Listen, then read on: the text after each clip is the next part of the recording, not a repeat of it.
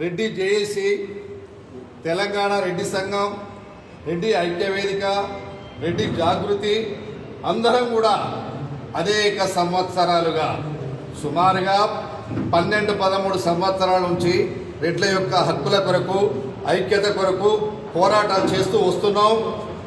అనేక పోరాటాలు ఫలితంగా పెద్ద పెద్ద సభలు జరిపినాం.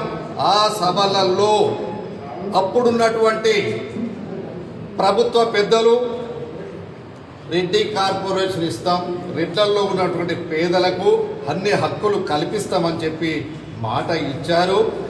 మేనిఫెస్టోలో కూడా పెట్టారు. మేనిఫెస్టోలో పెట్టి వాళ్ళు ఇవ్వకపోవడం వల్ల గత ప్రభుత్వం ఏమైంది అనేటువంటి విషయం అందరికీ తెలుసు.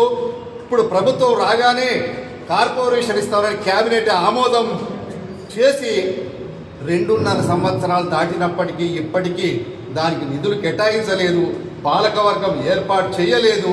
అసలు రెడ్లంటేనే అంటరాని వారిగా చేస్తున్నటువంటి ఈ పరిస్థితులలో అన్ని సామాజిక వర్గాలకు ఏ సామాజిక వర్గానికి మేము వ్యతిరేకం కాదు. మా సామాజిక వర్గంలో ఉన్నటువంటి పేదలకు న్యాయం చేయాలనేదే మా యొక్క ఉద్దేశం. ఇప్పుడు మేము ఇంకా కొన్ని విషయాలు కూడా కోరుతా ఉన్నాం. వివిధ సామాజిక వర్గాలలో ఉన్నటువంటి ఉద్యోగం చేసేటువంటి వాళ్ళు కానీ, రిజర్వేషన్ పొందినటువంటి వాళ్ళని, పెద్ద పెద్ద సంపన్నులకు కూడా వాళ్ళకు జరిగే పేదలకు జరిగేటువంటి న్యాయమైన హక్కులు అలా ఉన్నటువంటి పెద్దలు కొట్టేస్తున్నారు. అందుకనే మేము క్రిమినల్ సిస్టాన్ని అమలు చేయమని చెప్పి కూడా మేము డిమాండ్ చేస్తూ ఉన్నాము. కేంద్ర ప్రభుత్వం కానీ రాష్ట్ర ప్రభుత్వం కానీ ఆ విధానానికి కట్టుబడి ఉండాలి.